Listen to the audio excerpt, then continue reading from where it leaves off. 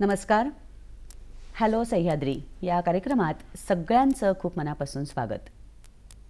Role ball या रोमहर्षक आणि काहीशा अनवट खेळाविषयी काही जणांनी ऐकलं असेल आणि काही जणांनी हा खेळ पाहिलाही असेल.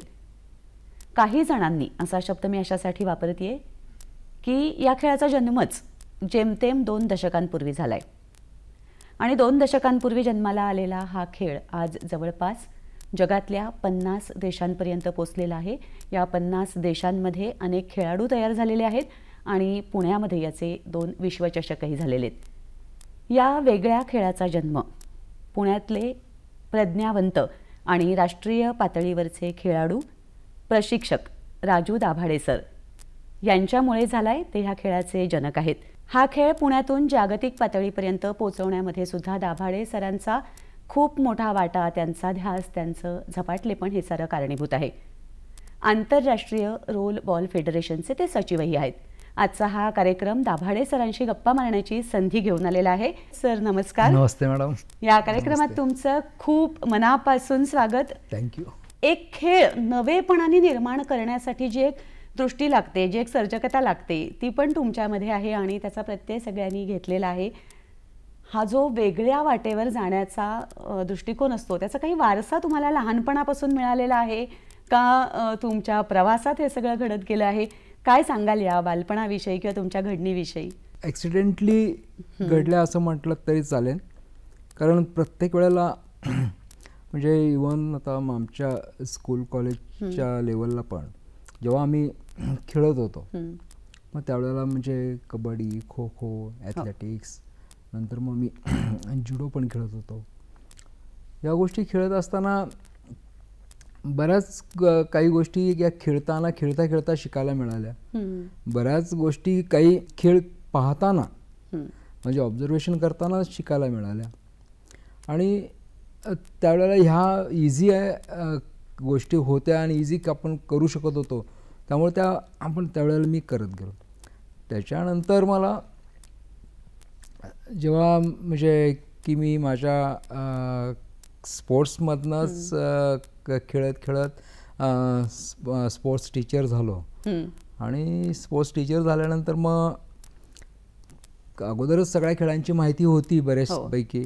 नंतर क्रीडा शिक्षक म्हणून जेव्हा मी त्याचे हे केले म्हणजे BPED केलं तर त्यावेळेला पण आम्हाला बऱ्याच खेळांच्या रूल्स अँड रेग्युलेशनच्या संदर्भात, मेजरमेंटच्या संदर्भात अभ्यास करावा लागला, म्हणजे अभ्यास केला. तर मग त्याच्यातनं पण बऱ्याच काही गोष्टी शिकायला मिळाल्या.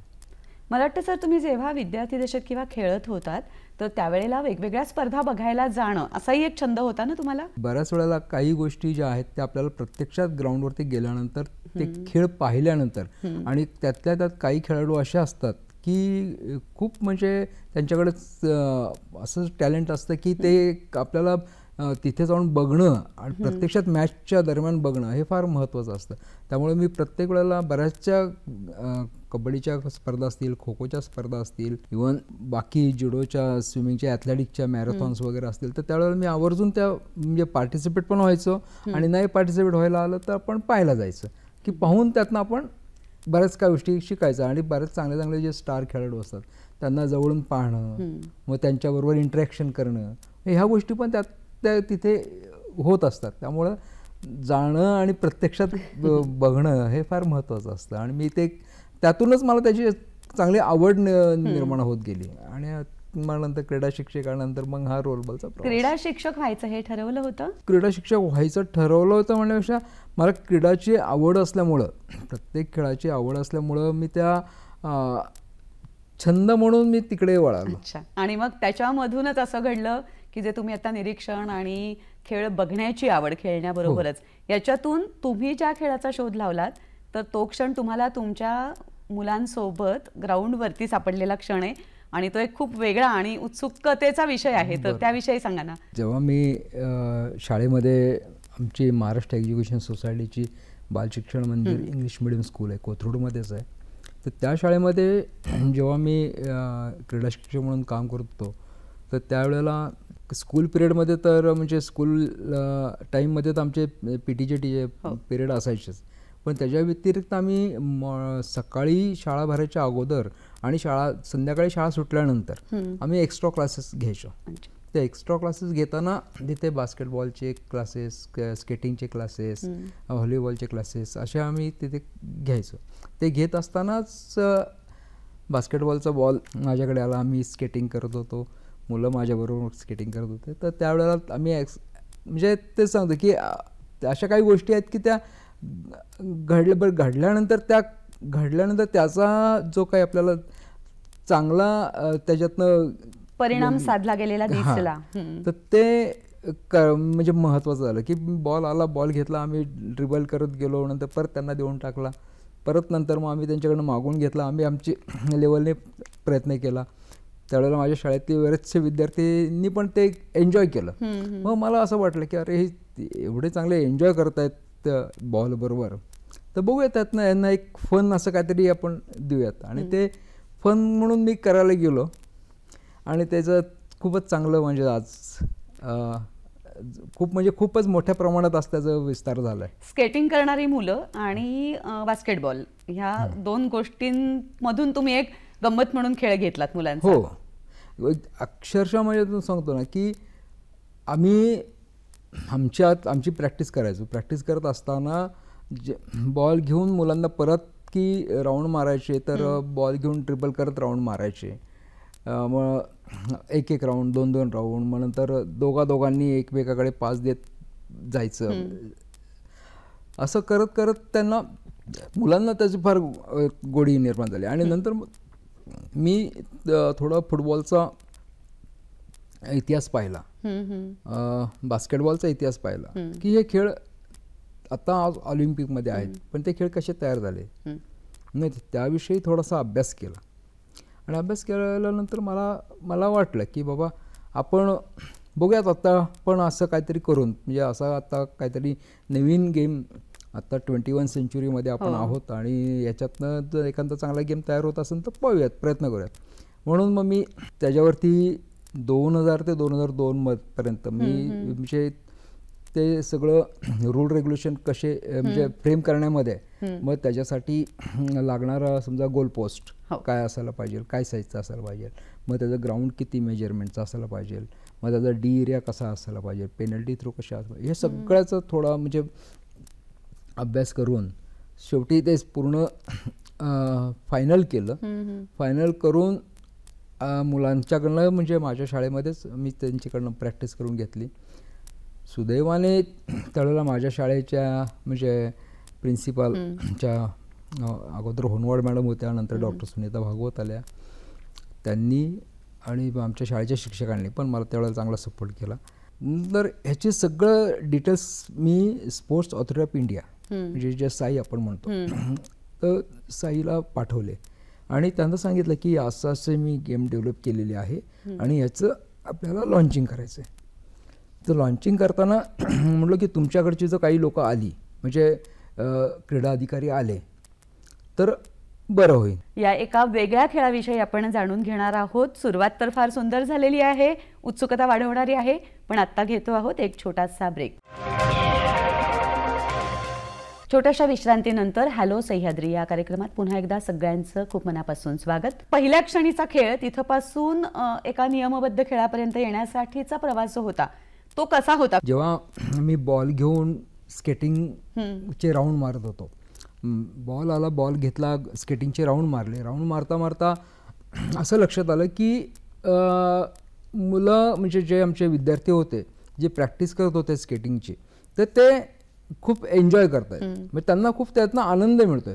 कारण बॉल हातामध्ये घेतल्यानंतर आणि स्वतः स्केटवरती आहे, म्हणजे एक तर त्यांना एक तर आपण स्वतः स्केटवरती स्केटिंग करतानाच आपला बॅलन्स फार महत्त्वाचा असतो आणि त्याच्यात परत बॉल घ्यायचा आणि बॉल घेऊन परत ते बॅलन्स करायचं, स्केटिंग करायचं, हे थोडंसं डिफिकल्ट असतं. पण तरी पण आमची मुलं करत होती आणि त्या मुलांना त्यातनं आनंद मिळत होता. खूप चांगले उत्साहाने करत होते. मग एवढे उत्साहानं करत असताना मग म्हटलं की यांना आणखी ह्याच्यातनं काही आपल्याला करता येईल का, म्हणून मग त्यांना त्यांच्या पेअर बनवल्या. पेअरमध्ये की एक बॉल दिला, दोघांनी जायचं इकडे तिकडे तिकडे इकडे असं पास करत जावा. असं केल्यानंतर ते 3ची पेअर केली, म्हणजे 1 2 3 1 2 3 असं पास करा, असे पास करत गेले. मग नंतर म्हटलं आता आणखी ह्याच्यातनं काहीतरी आपण बघूयात की मुलांना आणखी कसं काय जास्त समोर एक हे ठेवावं. हां, मग मी एक टार्गेट ठेवलं तिथे की आता हे 2 बॅग आहेत स्कूलच्या, ह्या स्कूलच्या बॅग आहेत आणि हे ठराविक डिस्टन्स आहे, म्हणजे 1 मीटर 2 मीटरचं डिस्टन्सवरनं तुम्ही त्या तिकडून स्केटिंग करत यायचं स्पीडमध्ये, त्या लाईनच्या तिथे कंट्रोल करायचं आणि तिथून बॉल त्या टार्गेटमध्ये टाकायचा. एवढंच म्हणजे फक्त. तर त्यातनं आणखी मुलांना म्हणजे उत्साह वाढला त्यांचा की अरे म्हणजे, आणि ज्याचा बॉल जायचा त्या टार्गेटमध्ये तो उड्या मारायचा, आनंदोत्सव, आणि ज्याचा नाही जायचा तो बाकीचे त्याला जरा की काय रे, म्हणजे थोडंसं ते त्यांच्यात खूप चांगलं ते चालायचं. मग नंतर त्या 2 बॅगांच्या नंतर मी तिथे 2 बांबू उभे केले, वरनं एक आरसा आडवा बांबू केला की म्हटलं आता हा बॉक्स झालेला आहे आपला, या बॉक्समधनं बॉल गेला पाहिजे, हे त्यांना म्हटलं टार्गेट दिलं. ते पण त्यांनी म्हणजे खूप चांगलं आत्मसात केलं, म्हणजे खूप म्हणजे त्यांनी ते यायचे मस्तपैकी बॉल मारायचे. मग नंतर सेम 2 बाजूला 2 उभे केले आणि आता म्हणलो ही तुमची टीम, ही तुमची टीम, आणि तुम्ही इकडे येऊन मॅक्झिमम टार्गेटमध्ये बॉल टाकायचे, तुम्ही तिकडे जाऊन मॅक्झिमम टाईमला त्या टार्गेटमध्ये बॉल टाकायचे. ते पण मग नंतर आता तिथे एक मुलगा उभा केला, म्हणजे तो गोलकीपर म्हणून. त्याला काय सांगितलं नव्हतं, त्याला फक्त म्हटलं की तुझी जबाबदारी अशी की ते बॉल याच्यात टाकणार आहेत, तू फक्त बॉल अडवायचा, म्हणजे तू जाऊन द्यायचा नाही. त्यामुळे आता हे चॅलेंजिंग आहे आपल्याला की ते बॉल टाकणार आहेत आणि आपण बॉल जाऊन द्यायचा नाही. तर त्यामुळं जो कोणी उभा राहायचा तो चॅलेंजने उभा राहायचा आणि तो बॉल मॅक्झिमम टाईमला अडवायचा, म्हणजे खूप चांगला प्रयत्न करायचा. तसंच तिकडच्या म्हणजे प्रत्येक जणाला मग ती क्युरियोसिटी वाढली प्रत्येकाची, आणि प्रत्येक जण म्हणलं सर मला करायचं, मला करायचं, मी थांबणार इथे, मी थांबणार इथे. आणि ठीक आहे, एक थांबायचे, एक सगळ्यांना मग मोजून मग 5-5 बॉलचं टार्गेट की तू 5 बॉल तो मारणार आहे, त्यातले तू किती अडवतो ते तुझं ठरवणार. मग काही 5च्या 5 अडवायचे, काहींचे 3 अडवायचे, काहींचे 2 अडवायचे. मग त्याप्रमाणे त्यांच्यात आणखी ते मजा करायचे की अरे बघ मी 5च्या 5 गोल अडवले बरं का, मी माझ्याकडनं फक्त 2च गोल गेले पण मी 3 अडवले. म्हणजे त्यांच्यात ती स्पोर्ट्समॅन स्पिरिट डेव्हलप झालं. आता कसं झालं की पहिले ते एकटे करायचे, म्हणजे एकटे राऊंड्स मारायचे. आता काय झालं की त्यांना थोडंसं टीम स्पिरिट येत राहिलं की मग माझी ही टीम आहे, मग मला आता गोल माझ्या टीमचा अडवायचा आहे किंवा मला माझ्या टीमचे मॅक्झिमम गोल करायचे आहेत, हे त्यांच्यात ते ॲटोमॅटिकली ते डेव्हलप झालं. आणि मी हे सगळं वॉच करत होतो, म्हणजे मला ह्यातनं मला पण बरंच काही शिकायला मिळालं. म्हणजे मी पण त्यातनं शिकतच होतो की अरे मुलांना जर बॉल दिला तर ते एवढे एन्जॉय करतात, त्यांना जर गोलपोस्ट दिला तर ते त्यातनं चांगलं टार्गेट अचीव करतायत, त्यांना आपण 2 टीम पाडून त्यांना गेम खेळायला दिलं तर ते आणखी चांगले खेळतात. मग हे सगळंचं मी लिखाण पण ठेवायचं की आज काय केलं, उद्या काय करायचं, परवा काय करायचं, आणि त्याप्रमाणे मी वीकली मंथली प्रोग्राम ठरवून ते डेव्हलप करत गेलो. हे सगळं झाल्यानंतर आता मग फायनल की आता मुलांना सांगितलं की आता बघा आपल्याला 2 टीम करायच्यात, 2 टीममध्ये तुमची कॉम्पिटिशन करायची. अच्छा. बरं, त्यांना तोपर्यंत माहिती नव्हतं की याच्यातनं आपल्याला कॉम्पिटिशन करायची वगैरे किंवा कॉम्पिटिशन होणार आहे वगैरे, काही नाही, जस्ट ए फन म्हणून आपले यायचे, घ्यायचे बॉलांनी खेळायचे. आता हा काहीतरी एक छान खेळ वेगळा तयार होतो आहे, त्याला एक काहीतरी आता नाव द्यायला हवं आहे, आणि एक रचनात्मक बाजू, नियम त्याचे तयार करून तो एक त्याची ओळख निर्माण व्हायला हवी आहे. शाळेपासून पुण्या शहरापर्यंत असेल, देशापर्यंत असेल, त्याला एक कुठेतरी मान्यता मिळण्याची गरज असते. तर हे तुमच्या मनात कधी आलं आणि हा रोल बॉल हे नाव कसं दिलं? याचं सगळं rule regulation, ground measurement, goal post सगळ्या ह्या फायनल झाल्या.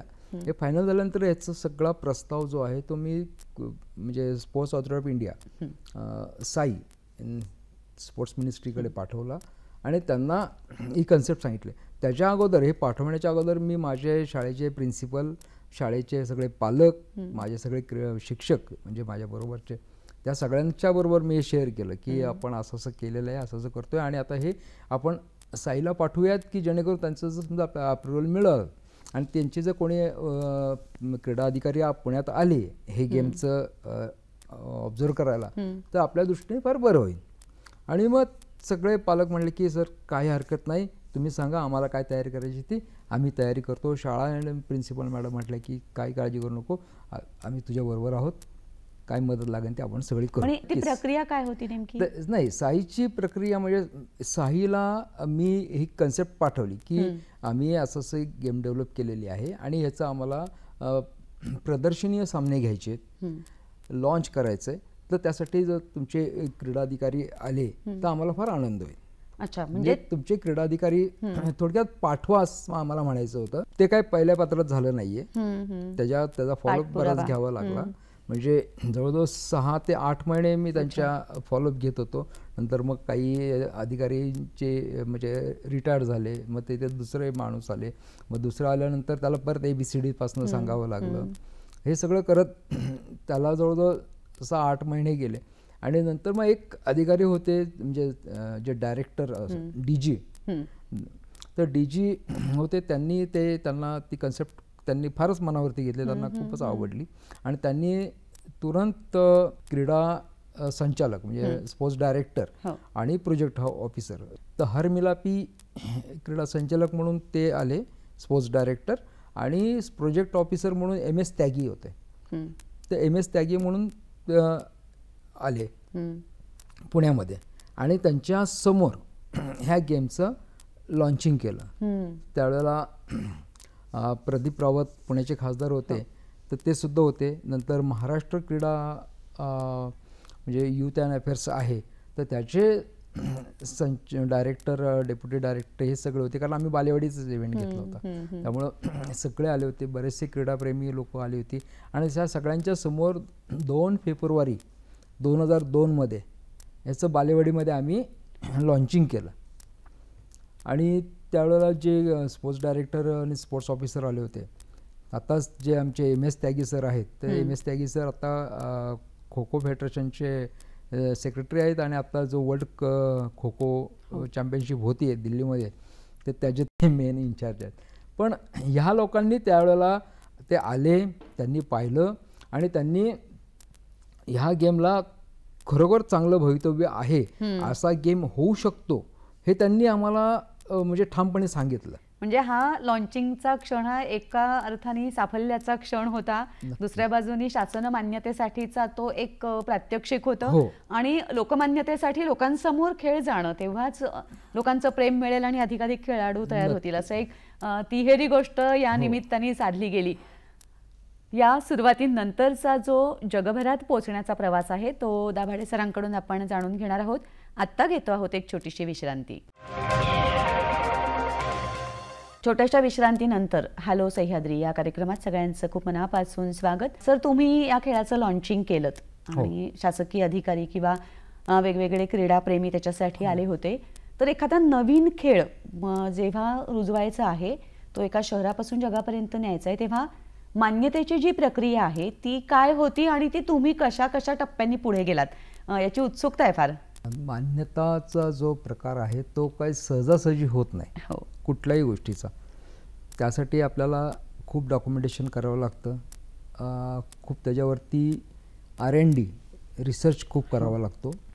आम्ही करताना मी 2002 साईचे डायरेक्टर आले, प्रोजेक्ट ऑफिसर आले, त्यांनी गेम पाहिला, त्यांनी ॲप्रिशिएट केलं.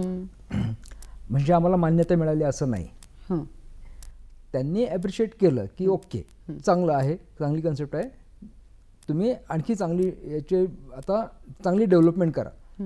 मग आता हा खेळ पहिला जिथं आहे ते पुण्यात पुणे डिस्ट्रिक्ट, नंतर मग महाराष्ट्राच्या डिस्ट्रिक्ट, मग स्टेट, इंडियाच्या स्टेटमध्ये प्रत्येक स्टेटमध्ये स्टेट असोसिएशन, स्टेटच्या प्रत्येक डिस्ट्रिक्टमध्ये डिस्ट्रिक्ट असोसिएशन, हे सगळं करायला लागतं. आणि हे सगळं करताना बऱ्याच वेळेला आता कन्सेप्ट नवीन आहे, मग काही ठिकाणी असा पण विषय होतो की आम्ही का करायचं, कारण या खेळाचे बेनिफिट्स काय. मग जर बेनिफिट्स काही नाही आहे, कारण नवीन खेळ आहे, नवीन खेळ असल्यामुळं त्याचे बेनिफिट नक्कीच काही नसणार. कारण बाकीच्याही त्यावेळेला खेळ होते, तर मुलांना इंटर स्कूलच्या कॉम्पिटिशन होत होत्या, त्या इंटर स्कूलच्या कॉम्पिटिशनमधनं त्यांना त्याचं बेनिफिट मिळत होते, त्या सर्टिफिकेटला त्यांना व्हॅल्यू होती. आज आमच्या त्यावेळेला आमच्या सर्टिफिकेट्सला, आमच्या गेमला काही व्हॅल्यू, म्हणजे त्याची व्हॅल्यू काय हा समोरच्याचा प्रश्न नेहमी असायचा. मुळात ती प्रस्थापितच व्हायची होती. तर त्यामुळं त्यावेळेला आम्हाला प्रत्येक कोचला, प्रत्येक डिस्ट्रिक्टमध्ये, प्रत्येक स्टेटमध्ये आम्हाला ऑर्गनायझेशन उभ्या करताना, त्यांच्या डिस्ट्रिक्ट असोसिएशन, स्टेट असोसिएशन उभ्या करताना आम्हाला प्रत्येकाला खूप समजून सांगावं लागायचं.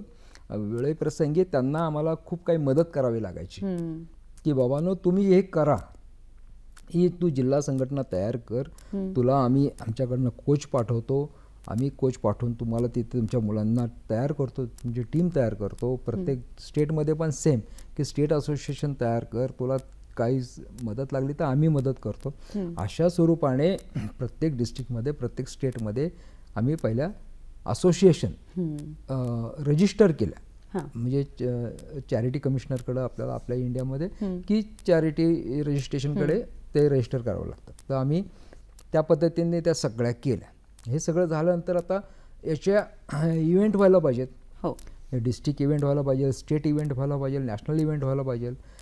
तर हे करताना पण बऱ्याच वेळेला की त्यावेळेला तू फक्त टीम घेऊन ये, बाकी काही करू नकोस. टीम घेऊन ये, आम्ही तुला सगळं मदत करतो, टीम घेऊन ये. बऱ्याच वेळेला मग माझ्या टीमचा हा प्रॉब्लेम, माझ्या टीमचा तो प्रॉब्लेम, ठीक आहे आपण सॉल्व्ह करूयात तो प्रॉब्लेम, टीम घेऊन ये. मग अशा पद्धतीने आम्ही त्या कॉम्पिटिशनला सुरुवात केली. आता डिस्ट्रिक्टमध्ये ठीक होतं की डिस्ट्रिक्टमध्ये इथल्या इथे आपल्याला करता येत होतं, इवन स्टेटमध्ये पण ठीक आहे की बाबा. आता नॅशनल लेवलला जेव्हा आपल्याला करायचं तेव्हा नॅशनल लेवलचे जे टीम्स येणार, मग त्यावेळेला परत त्यांच्या काही प्रॉब्लेम्स की मग प्रत्येक वेळेला आणि नॅशनल आपण पुण्यातच घ्यायला पाहिजे किंवा घेतली तर ते पण बरोबर नाही. कारण नॅशनल चॅम्पियनशिप ही प्रत्येक डिस्ट्रिक्टमध्ये, प्रत्येक स्टेटमध्ये व्हायला पाहिजे, बाहेर पण व्हायला पाहिजे.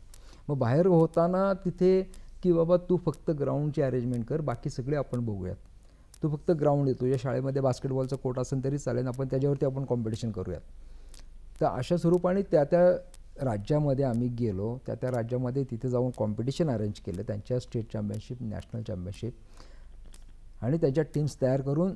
बऱ्याच वेळेला असं झालं की आता दिल्लीमध्ये नॅशनल चॅम्पियनशिप आम्ही ऑर्गनाईज केली आणि तामिळनाडूची टीम येणार. मग तामिळनाडूच्या टीमचा आम्हाला कोच म्हणतो की सर माझी टीम येऊ शकत नाही कारण मला असा प्रॉब्लेम आहे. ठीक आहे, तुझा काही जो प्रॉब्लेम आहे तो प्रॉब्लेम आम्ही सॉल्व्ह करतो, तू टीम घेऊन ये. मग त्याला आम्हाला जी काय मदत करावी लागायची ती आम्ही सगळी मदत त्याला करायचं. कारण आम्हाला नॅशनल चॅम्पियनशिपला मॅक्झिमम जो नंबर्स आहे की बाबा 10 ते 12 स्टेट उभ्या राहायला पाहिजेत, म्हणजे पार्टिसिपेट व्हायला पाहिजेत. डिस्ट्रिक्ट चॅम्पियनशिपला आपल्याला 4-5 क्लब उभे राहायला पाहिजे, स्टेट चॅम्पियनशिपला आपल्याला 10-12 डिस्ट्रिक्टच्या टीम्स उभ्या राहायला पाहिजेत. उभ्या राहायला पाहिजे म्हणजे नुसत्या उभ्या राहायला पाहिजे. आज सुरुवातीच्या काळात आमच्या त्या टीम्स उभ्या राहिल्या, त्यांनी चांगला परफॉर्मन्स पण केला, चांगले खेळ पण दाखवले. मग हे हळूहळू होत असताना आम्ही school game federation of India यांच्याकडे आम्ही ॲप्लिकेशन दिला की, आणि ॲप्लिकेशन देताना आम्ही मागच्या 5 वर्षाचा, 8 वर्षाचा, 10 वर्षाचा रिपोर्ट त्याला जोडून दिला की आम्ही अशी डेव्हलपमेंट केलेली आहे आणि ह्या गेमचा समावेश स्कूल गेममध्ये व्हावा. सेम सगळं डॉक्युमेंट, सगळ्या चॅम्पियनशिपचा रिपोर्ट आम्ही स्पोर्ट्स मिनिस्ट्रीला पाठवायचो.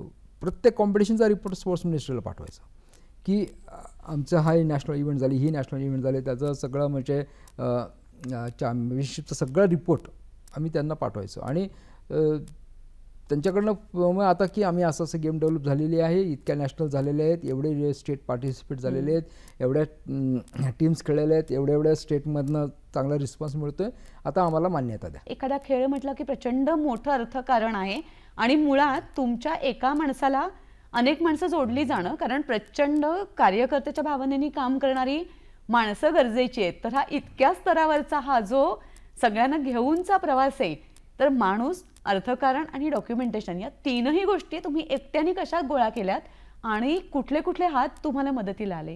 आपण म्हणतो की बोलणं खूप सोपं असतं, पण प्रत्यक्षात जेव्हा वेळ आहे ती करायची किंवा जेव्हा प्रत्यक्षात केलेलं असतं त्यावेळेला खूप कालावधी लागलेला असतो आणि खूप काही जणांची मदत लागलेली असती. खूप काही जणांचे म्हणजे काहींची प्रॅक्टिकली होते, काही इनडायरेक्टली डायरेक्टली मदत होते. तर अशा सगळ्या गोष्टी त्यावेळेला वेळोवेळी मिळाल्या. मग सांगतो की हेचं डॉक्युमेंटेशन करताना प्रत्येक कॉम्पिटिशनचा रिपोर्ट तयार करणे, तो अपडेट ठेवणे, अपडेट ठेवून तो म्हणजे व्यवस्थित. आता त्यावेळेला माझ्याकडे म्हणजे कॉम्प्युटर वगैरे सगळं होतं, त्या शाळेतनं यूज करायचो मी, शाळेच्या लायब्ररीतनं. त्यामुळे सगळं माझ्याकडे डाटा वगैरे मी व्यवस्थित ठेवायचो. आणि सगळा डाटा तयार करताना तयार झालेला डाटा व्यवस्थित टाईमवरती त्या म्हणजे संबंधित मिनिस्ट्रीकडे म्हणा किंवा त्यांच्या जो डायरेक्टर आहे, सेक्रेटरी आहे, त्यांच्याकडे जाणं. आणि हे सगळं वेळोवेळी मी करत गेलो, वेळोवेळी त्याचा फॉलोअप घेत गेलो की सर क्या हुआ, सर क्या हुआ. आता बऱ्याच वेळेला केंद्रामध्ये क्रीडा अधिकारी बदलायचे, बऱ्याच वेळेला क्रीडा मंत्री बदलायचे. जेव्हा विक्रम वर्मा क्रीडा मंत्री आले, अटल बिहारी वाजपेयी पंतप्रधान होते, विक्रम वर्माजी क्रीडा मंत्री होते, त्यांच्याकडनं त्यांचा फॉलोअप मी एवढा घेतला, ते MP चे होते. तर मी त्यांच्याकडे एवढा फॉलोअप घेतला की शेवटी त्यांनी ते 2दा पुण्यामध्ये आले. पुण्यामध्ये त्यांनी आमची वेबसाईटचं लॉन्चिंग केलं, एकदा आमचं रूलबुकच्या पुस्तकाचं प्रकाशन केलं त्यांनी. आणि त्यावेळेला त्यांनी म्हटले की आता आप जरा थोडा रुको, हो जाएगा. आणि मग आम्हाला 2011मध्ये म्हणजे 2002मध्ये आम्ही या खेळाचं लॉन्चिंग केलं. 2011मध्ये आम्हाला या खेळाला केंद्र सरकारची मान्यता मिळाली. 2011ला केंद्र सरकारची मान्यता मिळाली. 2013मध्ये आम्ही school game federation of India याची मान्यता मिळाली. म्हणजे सेम टाईमला आम्ही इकडे प्रयत्न करत होतो. सेम टाईमला आम्हाला महाराष्ट्र गव्हर्नमेंटची म्हणजे क्रीडा युथ अफेअर्स आहे, स्पोर्ट्स मिनिस्ट्री, त्याची मान्यता मिळाली. नंतर 2018मध्ये आम्ही ऑल इंडिया युनिव्हर्सिटीची आम्ही मान्यता घेतली. आणि ऑल इंडिया युनिव्हर्सिटीला गेली आता 5-6 वर्षापासून ऑल इंडिया युनिव्हर्सिटीमध्ये या खेळाच्या रेग्युलर स्पर्धा होतात. म्हणजे 2011 नंतर जसं रेकग्नेशन मिळालं, गव्हर्नमेंटचं रेकग्नेशन मिळालं, स्कूल गेमचं मिळालं, ऑल इंडिया युनिव्हर्सिटीचं मिळालं, तेव्हा मग काय झालं की म्हणजे 2002 पासनं समजा 10पर्यंत ज्यांना मी जाऊन त्यांना सांगायचो की अरे तू याची असोसिएशन बनव, तू याची टीम बनव, तू याच्यात पार्टिसिपेट हो.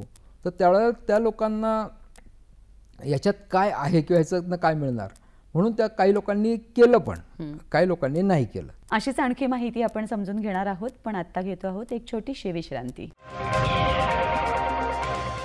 छोट्याशा विश्रांतीनंतर कार्यक्रमात पुन्हा एकदा सगळ्यांचं मनापासून स्वागत. सर, आता तुम्ही सांगत होतात की राज्य पातळी, देश पातळी, वेगवेगळी विद्यापीठं या सगळ्या पातळ्यांवरती रोलबॉलला मान्यता कशी मिळाली किंवा तो प्रवास कसा होता. खरं तर तो एकेका शाळेपासूनचा प्रवास होता. तुम्ही प्रारंभीच्या काळात पुण्यातल्या अनेक शाळांमध्ये जाऊन या खेळाविषयी सांगत होतात आणि शाळांमध्ये हा खेळ सुरू व्हावा म्हणून प्रयत्नही करत होतात. तर आता जागतिक पातळीवरती आपण उतरायला पाहिजे, हे तुम्हाला कधी वाटलं? कुठला क्षण होता आणि पहिलं पाऊल काय होतं? मला 2005मध्ये हे वाटलं की ऑलरेडी सगळं तयार झालं होतं, कन्सेप्ट तयार झाली होती. मला म्हणजे स्पोर्ट्स ऑथॉरिटी ऑफ इंडियाचे डायरेक्टर आणि प्रोजेक्ट ऑफिसर आले, त्यांनी जेव्हा हे सगळं ओके म्हटलं, म्हणजे चारे खूप चांगली गेम आहे, होऊ शकतं, असं पण होऊ शकतं. मग मला त्यावेळेला डिस्ट्रिक्ट, स्टेट म्हणजे इंडिया लेवलला डेव्हलपमेंट करता करता इंटरनॅशनल लेवलला पण मी करायचा प्रयत्न केला. मग इंटरनॅशनल लेवलला प्रयत्न करताना आपल्या जवळचे ज्या कंट्रीज आहेत, मग श्रीलंका आहे, नेपाळ आहे, बांगलादेश आहे, म्हणजे त्यावेळेला पाकिस्तानचे संबंध चांगले होते, त्यामुळं पाकिस्तानच्या पण 2 वेळा टीम्स इथे येऊन गेल्या. तर ह्या जवळच्या कंट्रीज डेव्हलप केल्या. आणि त्यांच्याकडे याची रितसर फेडरेशन तयार केली की Bangladesh roll ball federation, Nepal roll ball federation, आणि त्यांच्या टीम्सला बरोबर घेऊन एक इंटरनॅशनल इव्हेंट केला, म्हणजे छोटा, की म्हणजे अरे रोलबॉलची इंटरनॅशनल कॉम्पिटिशन झाली. हा एक म्हणजे त्याच्यावरती आम्हाला एक प्लस पॉईंट झाला आमचा. मग हे करताना मग नंतर मग मी मलेशिया, सिंगापूर, इंडोनेशिया ह्या कंट्रीमध्ये गेलो की जे इझी आणि जवळ आणि थोड्या पैशामध्ये जाणं येणं होईन असं. तिथे चांगली रिस्पॉन्स मिळाला, तिथे त्या लोकांच्याबरोबर डेव्हलप केल्यानंतर मग मिडल ईस्टमध्ये गेलो, UAE, सौदी अरेबिया, ओमान ह्या कंट्रीजमध्ये डेव्हलपमेंट केली. नंतर मी आफ्रिकेमध्ये गेलो, आफ्रिकेमध्ये केनिया, युगांडा, टांझानिया ह्या पट्ट्यामध्ये गेलो की त्या पट्ट्यामध्ये चांगली डेव्हलपमेंट केली. हे सगळं करत असताना तिथे जिथे मी गेलो ना त्यांना जेव्हा ही कन्सेप्ट दाखवली, म्हणजे मी माझे ब्रोशियर, रूल बुक्स आणि CDs घेऊन जायचो मी, त्यावेळेस CDs चांगल्या होत्या, तर मी प्रत्येकाला ती CD द्यायचो, लॅपटॉपवरती त्याचं प्रेझेंटेशन दाखवायचो आणि त्यांना खूप आवडायचं. आणि त्यातले खूप जण म्हणजे की आम्ही हे करू, आम्ही तिथे आमचं क्लब चालू करू, असोसिएशन बनवू वगैरे सगळे म्हणायचे, आणि त्यांनी ते केलं पण. हे करत असताना आता बऱ्याच वेळेला काही ठिकाणी की सेम जेव्हा मी इंडियामध्ये डेव्हलपमेंट करताना प्रॉब्लेम आले, ते प्रॉब्लेम नाही आले पण त्यांच्या काही की आम्ही करायला तयार आहोत पण आमचा काय फायदा, किंवा फायदा इन द सेन्स की आम्हाला काय मिळणार. तर आत्ता तुम्ही केलं तर आता लगेच काय मिळणार नाही, पण इन फ्युचर नक्कीच त्याचे रिटर्न्स मिळतील, पण आता हे आपल्याला करणं आवश्यक आहे. मग आम्हाला ही मदत पाहिजे, ती मदत पाहिजे. मग जेव्हा ते असे म्हणायचे तेव्हा थोडीफार प्रमाणात जे काही शक्य असेल ती करायचं, कारण त्यावेळेला त्यांना जर ती मदत नाही केली आणि ते जर उभे नाही राहिले तर त्या कंट्रीची असोसिएशन बनणार नाही, आणि त्या कंट्रीची असोसिएशन नाही बनली तर आपल्याला जे इंटरनॅशनल लेवलला रेकग्नेशन पाहिजे ते मिळणार नाही. सर, आत्ता जसं तुम्ही म्हणालात की देशामध्ये किंवा बाहेरच्या देशांमध्ये पण हा खेळ आम्ही का खेळायचा आहे किंवा हा खेळ आम्ही का स्वीकारायचा आहे असा जेव्हा प्रश्न आला तेव्हा अर्थातच या खेळाचं वेगळेपण काय आहे हे सांगणं, म्हणजे प्रत्यक्ष त्याचे कदाचित त्या क्षणी आर्थिक फायदे नसतील, नावाचे नसतील, पण काहीतरी वेगळेपण आहे आणि म्हणून हा खेळ उभा राहायला पाहिजे. तर या टप्प्यावर आपल्या प्रेक्षकांना पण या खेळाचं वेगळेपण काय आहे ते सांगूया. बाकी कुठलेही गेम घ्या, म्हणजे तिथे तुम्ही प्लेइंग किटमध्ये म्हणजे शूज घातले, शॉर्ट घातली, टी-शर्ट घातला, उभे राहिले की तुम्ही तो खेळ इझी ॲटलिस्ट तुम्ही ॲज अ प्लेअर म्हणून तिथे उभे राहू शकता आणि खेळू पण शकता, म्हणजे जरी तुम्हाला त्यातलं काही माहिती नसलं किंवा तुम्हाला येत नसेल तरीसुद्धा. आता ह्या खेळामध्ये असं आहे की तुम्हाला रोलर स्केटिंग चांगल्या प्रकारे यायला पाहिजे. म्हणजे एक तर पहिलं की तुम्हाला रोलर स्केटिंग चांगलं शिकायला पाहिजे. जर तुम्ही चांगलं शिकलेलं असताल, त्याच्यावरती चांगलं तुमचा बॅलन्स असेल तर तुम्ही बॉल हातामध्ये घेऊन तो गेम खेळू शकता. म्हणजे याच्यामध्ये पहिला तुमच्याकडे बॅलन्स पाहिजे, चांगला बॅलन्स पाहिजे आणि स्केटवरचा बॅलन्स पाहिजे. त्यामुळे कोणी आला, शूज घातले, शॉर्ट घातली, टी-शर्ट घातला आणि उभा राहिला असं चालणार नाही. तर याच्यामध्ये पहिलं स्किल तुमचं हे आहे की तुम्हाला व्हीलवरती उभं राहायचं आहे, व्हीलवरती. ते एक झालं. नंतर तुम्हाला व्हीलवरती स्केट करता करता तुम्हाला बॉल मुवमेंट करायच्यात, बॉल कॅच घ्यायचा आहे, थ्रो द्यायचा आहे, ड्रिबल करायचा आहे, नंतर गोलपोस्टमध्ये शूट करायचा आहे. तर ह्या मुवमेंट तुम्हाला यायला पाहिजेत. म्हणजे इझिली नाही आहे ह्याच्यामध्ये. हा खेळ तसा बघितला नव्हता मी तर फार स्किलफुल आहे.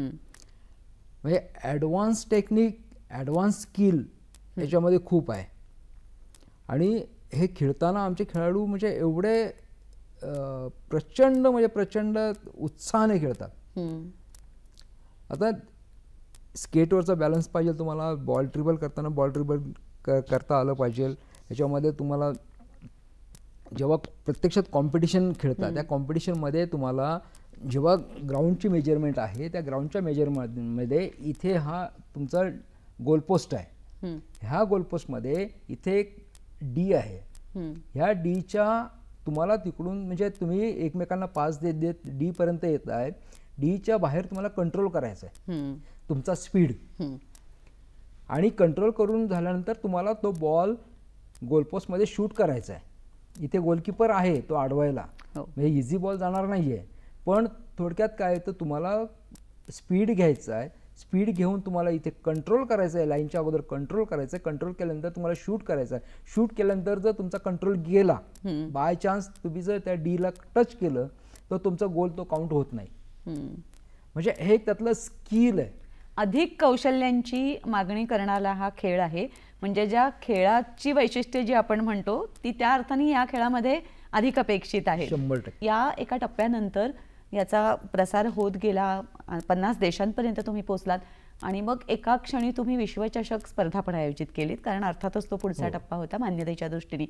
तर तो पहिल्या विश्वचषकाचा अनुभव कसा होता? आणि मला वाटतं आता 1-2 वर्षापूर्वी दुसरा विश्वचषकही तुम्ही इथे घेतलात, तर त्याविषयी सांगाल? ते पण आता कसं की इंटरनॅशनल लेवलला जेव्हा डेव्हलपमेंट होती त्यावेळेला ह्या इव्हेंट ॲक्टिव्हिटी व्हायलाच पाहिजे ना.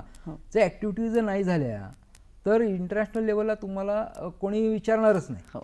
थोडक्यात म्हणजे तर इंटरनॅशनल लेवलला जर तुम्हाला तुमचं फेडरेशन, तुमचं नाव, गेम जर एस्टॅब्लिश करायचं असेल तर तुम्हाला इंटरनॅशनल इव्हेंट करणं महत्त्वाचं आहे. मग आता आम्ही ठरवलं की बाबा आपण, आमची कमिटी आहे, म्हणजे पुणे जिल्हा रोलबॉल संघटना आहे, महाराष्ट्र रोलबॉल संघटना आहे, ऑल इंडिया रोलबॉल संघटना आहे, एशियन फेडरेशन आहे, वर्ल्ड फेडरेशन आहे, आणि सगळ्याचं हेडक्वार्टर पुण्यातच आहे. आणि सगळ्याचं हेडक्वार्टर पुण्यात आहे आणि सगळे एकमेकांना अटॅच आहेत.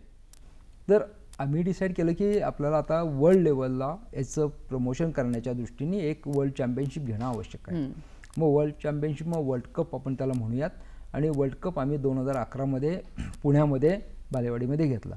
आता वर्ल्ड कप घेतला त्याच्या अगोदर आमचं वर्षभर प्लॅनिंग चालू होतं. म्हणजे असं काय नाही की आम्ही सडनली घेतला. वर्षभर की बाबा कसा घ्यायचा, कुठे घ्यायचा, मग त्याचं बजेट काय असणार आहे, मग त्याला स्पॉन्सरशिप कशी असणार आहे, मग येणाऱ्या कंट्रीजची सुविधा काय असणार आहे, म्हणजे त्यांना लॉजिंग बोर्डिंग फॅसिलिटीज कशा आपण करू शकतो, त्यांचं ट्रान्सपोर्टेशन काय करू शकतो.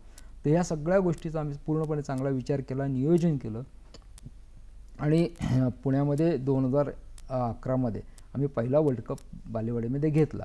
आता हे घेत असताना थोडासा, आता मोठा इव्हेंट होता, इंटरनॅशनल लेवलचा इव्हेंट होता, बाहेरच्या देशातले टीम्स येणार, त्यांची तशी व्यवस्था व्हायला पाहिजे. कारण बऱ्याच वेळेला असं होतं की आपला पहिला इव्हेंट आहे, इंटरनॅशनल इव्हेंट आहे, बाहेरच्या देशातले टीम्स येणार आहेत, त्यांना नक्कीच की आपण इथे चांगल्या फॅसिलिटीज देणं आपल्या, म्हणजे आपल्या दृष्टीने पण आणि त्यांच्या दृष्टीने पण आवश्यक आहे. तर आम्ही ते देण्याचा चांगला प्रयत्न केला. हे करत असताना बऱ्याच स्पॉन्सरर्स समोर होते. त्यातले काही स्पॉन्सरर्सनी आम्हाला सपोर्ट केला, काही स्पॉन्सरर्सने आम्हाला ऐन वेळेला नाही म्हणून सांगितलं. पण त्यावेळेला बरेच बाकीचे लोक होते आमचे, म्हणजे आमच्या कमिटीतले मेंबर्स होते, आमचे वसंतभाऊ राठी होते सुदर्शन केमिकल्सचे. तर ते नंतर अभय चाजेड आणि त्यावेळेला मूर्ती सर होते. यांना आम्ही सांगितलं की हे सगळं असं असं थोडासा स्पॉन्सरशिपच्या दृष्टीने विषय येतो आहे. तर मग अक्षरशः त्यावेळेला म्हणजे आमच्या काही कमिटी मेंबरनी स्वतःहून स्वतःच्या पर्सनल पॉकेटमधनं तिथे फंड उभा केला आणि तो इव्हेंट तिथनं पुढे सक्सेसफुल केला. म्हणजे की ते असे म्हटले नाही की मग आता काय करायचं. तर त्यांनी खरंच म्हणजे की हे लोक देव माणसं म्हटली पाहिजे की त्यांनी त्यावेळेला उभे राहिले आणि म्हणले की नाही काही नाही, तुम्ही चला पुढे, आपण आहे सगळेजण सपोर्ट करूयात, तुम्ही इव्हेंट सक्सेस व्हायला पाहिजे. म्हणजे अनेक अपेक्षित अनपेक्षित अडचणींचा सामना करत एक मोठा विश्वचषक पुण्यात झाला. हा विश्वचषक कसा झाला आणि त्याला प्रतिसाद कसा मिळाला हेही आपण जाणून घेणार आहोत, पण काही क्षणांनंतर. छोट्याशा विश्रांतीनंतर पुन्हा एकदा हॅलो सह्याद्री कार्यक्रमात सगळ्यांचं खूप मनापासून स्वागत. तुम्ही पहिला विश्वचषक आयोजित केलात, अडचणींवर मात करत अनेक हात पुढे आले आणि विश्वचषक इथे मोठ्या गाजावाजासहित घडला. तर तो जो प्रतिसाद होता, म्हणजे जगभरातल्या प्रतिसादाविषयी पण उत्सुकता आहे, आलेल्या टीम्सविषयी, इथे तो कसा साजरा झाला, त्याचं स्वागत कसं झालं आणि चर्चा काय झाल्या याच्यापासून सगळ्याचीच उत्सुकता आहे. त्यावेळेला सगळ्या टीम्सला मी, म्हणजे माझी शाळा इथे मयूर कॉलनीमध्येच बालशिक्षण मंदिर, तर बालशिक्षण मंदिरमध्ये सगळ्या टीम्सला आम्ही तिथे आणलं. म्हणजे की ह्या गेमची बॉर्न प्लेस हे तिथे आम्ही त्यांना सगळ्यांना दाखवलं की बाबा सुरुवात कशी झाली, कुठे झाली, ही ह्या प्लेसवरनं पहिलं सुरुवातीला असं असं झालं, मग इथून त्याचं स्लोली डेव्हलपमेंट होत गेली आणि आज या स्टेजला हा गेम आहे हे तिथे सगळ्यांना तिथे दाखवलं.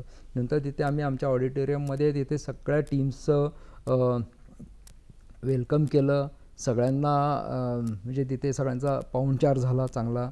सगळ्यांचं म्हणजे आपल्या ट्रेडिशनल पद्धतीने सगळ्यांचं औक्षण करून स्वागत केलं. त्यावेळेला आमचे रवींद्र वंजारवाडकर सर, आमच्या प्रिन्सिपल डॉक्टर सुनीता भागवत, नंतर आमचे MS सोसायटीचे कमिटी मेंबर्स, शाळेचे शिक्षक लोक, पालक लोक यांनी सगळ्यांनी खूप चांगला म्हणजे सपोर्ट केला. आणि जवळजवळ त्यावेळेला 11 टीम्स पार्टिसिपेट झाले. 11 टीम्स तिथे आल्या. त्यांनी एवढं बघितलं की भारतामध्ये आल्यानंतर एवढं चांगल्या प्रकारे आमचं वेलकम होऊ होतं हे त्यांना फार ते भारावून गेले होते. नंतर गेम तिकडे बालेवाडीमध्ये पहिल्या दिवशी जेव्हा झालं तेव्हा आम्ही तिथे तुतारी वगैरे म्हणजे आपले ट्रेडिशनल तिथे वाजवून वगैरे केलं. तर ते एक त्यांना एक वेगळं पण वाटलं सगळ्यांना. आणि तिथे कॉम्पिटिशन करताना आम्ही ओपनिंगला 4-5 म्हणजे म्युझिकचे प्रोग्राम ठेवले होते. तर ते पण त्यांना सगळ्यांना आवडले. आता कॉम्पिटिशन सुरू झालं, कॉम्पिटिशन सगळं होत गेल्या. फायनल स्टेजला आलो. फायनल स्टेजला डेन्मार्क आणि इंडियाची फायनल मॅच होती. आणि म्हणजे मी माझ्या प्लॅनिंगमध्ये की बाबा कुठे काय आहे कुठे काय नाही हे सगळं मी सगळीकडनं बघत होतो. बाकीचे सगळे लोक त्यांच्या जबाबदारीने त्यांची कामं करत होते. मॅचेस चालू होत्या आणि फायनल मॅच म्हणजे चालू झाली आणि मला की बाबा इंडिया जिंकेल. म्हणजे माझा डोक्यात फिट होतं की इंडिया जिंकेल, आपण जास्त लक्ष द्यायचं नाही, बाकीची सगळी कामं बघूयात आपण. आणि मॅच शेवट संपली आणि डेन्मार्क जिंकली. आणि जेव्हा फ्लॅग लावायची वेळ होती की म्हणजे आता जिंकलेल्या कंट्रीचा फ्लॅग लावायचा आणि त्याचं नॅशनल अँथम म्हणायचं, असं आम्ही प्लॅन केलं होतं सगळं. म्हणजे पूर्ण इंटरनॅशनल लेवलनी आम्ही ते प्लॅन केलं होतं. तर एक जण आला आमचा कार्यकर्ता आणि म्हटला सर तो डेन्मार्कचा फ्लॅग लावायला गेला. त्याला म्हटलं डेन्मार्कचा फ्लॅग का लावतो? म्हणजे इंडियाचा फ्लॅग लावा. तो काळीकर नाही सर ते डेन्मार्क टीम जिंकली. म्हणलो काय डेन्मार्क टीम जिंकली? म्हणजे मला खरंच त्यावेळेला की म्हणजे मी एवढा शॉक झालो की डेन्मार्कची टीम जिंकली.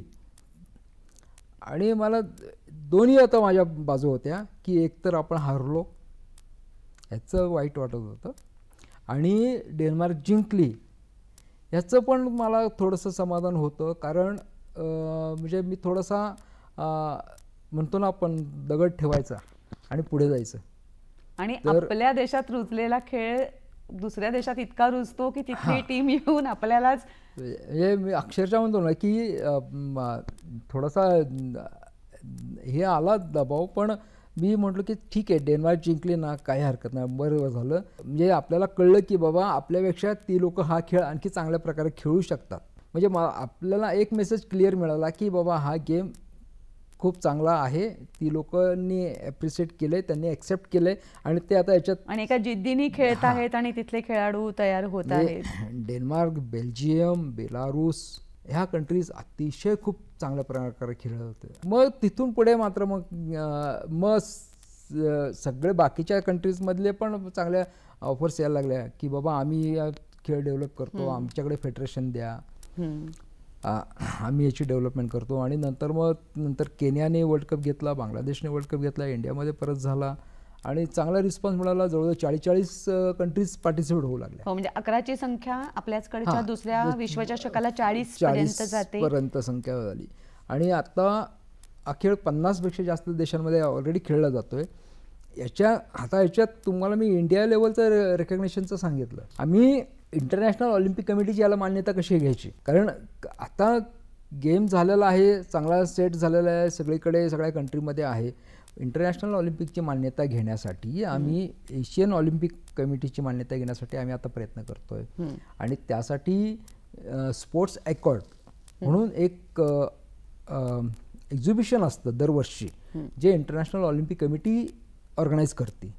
तर ते वेगवेगळ्या देशांमध्ये ते सेमिनार असतं म्हणजे एक 4 दिवसाचा 5 दिवसाचा तो सेमिनार असतो. त्याच्यामध्ये इंटरनॅशनल लेवलला ज्या डेव्हलपमेंट होत असतात स्पोर्ट्समध्ये, मग स्पोर्ट्समध्ये रूल्स रेग्युलेशन असतील, टेक्निक असतील, इक्विपमेंट असेल, स्पोर्ट्स मीडिया असेल, स्पोर्ट्स लॉ असेल, वाडा म्हणजे वर्ल्ड अँटी डोपिंग ऑर्गनायझेशन, तर ह्या सगळ्यांच्या तिथे वेगवेगळ्या ऑर्गनायझेशन आलेल्या असतात आणि त्यांच्या तिथे सेमिनार होत असतात, त्यांच्या वार्षिक मीटिंग्स वगैरे होत असतात आणि त्यासाठी तिथे मग ते आम्हाला कळाल्यानंतर आम्ही तिथे पार्टिसिपेट व्हायचा प्रयत्न केला.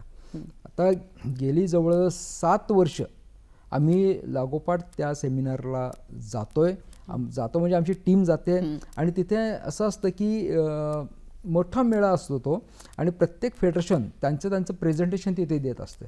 मग आम्ही आमची इंटरनॅशनल रोलबॉल फेडरेशनच्या माध्यमातून तिथे प्रेझेंटेशन देत असतो. म्हणजे असं एक आपल्याला स्टॉल मिळतो, त्या स्टॉलमध्ये आपण आपले प्रेझेंटेशन लावायचं असतं आणि एक डिस्प्ले असतो, त्या डिस्प्लेवरती आपल्या ज्या काही रील्स असतात त्या तिथे प्रेझेंट करायच्या असतात. तर ते आम्ही ते करतोय गेली 7 वर्ष. त्यातनं आमची 4 वेळेला लुझान्समध्ये इंटरनॅशनल ऑलिम्पिक कमिटीच्या ऑफिसमध्ये आमच्या मीटिंग्स झालेल्या आहेत या खेळाला मान्यतेच्या संदर्भात.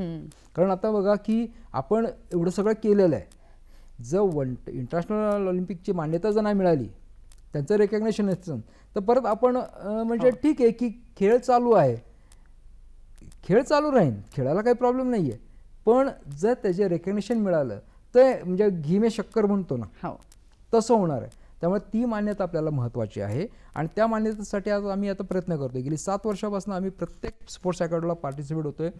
इंटरनॅशनल ऑलिम्पिक कमिटीचे जे नॉर्म्स आहेत मान्यतेचे रिकग्नेशनसाठीचे, ते नॉर्म्स आम्ही आत्ता फुलफिल करतोय. त्यांचे नॉर्म्सप्रमाणे आत्ता ऑलमोस्ट आम्ही 70% आमचं फुलफिल झालेलं आहे, 30% बाकी आहे. 30% आमच्या येणाऱ्या 2 वर्षामध्ये ते पूर्ण होईल, कारण त्यांचे नॉर्म्स थोडे हार्ड असतात आणि ते सगळं जुळवाजुळव करायला वेळ लागतो. सर, रोलबॉल कडे येणारी मुलं किंवा एकूणच क्रीडा क्षेत्राकडे येणारी मुलं यांच्यासाठी करिअर म्हणून आणि भवितव्य म्हणून या सगळ्या पार्श्वभूमीवरती काय सांगाल, एक क्रीडा प्रशिक्षक म्हणूनही? आज जर आपण पाहिलं ना तर खेळ हा विषय असा आहे की प्रत्येकाने खेळणं फार आवश्यक आहे. असं काही नेसेसरी नाही आहे की तुम्ही म्हणजे त्याच्यामध्ये चॅम्पियन्स व्हायला पाहिजे, तुम्ही त्याच्यामध्ये मोठ्या लेवलला जायला पाहिजे, पण खेळ हा खेळला पाहिजे.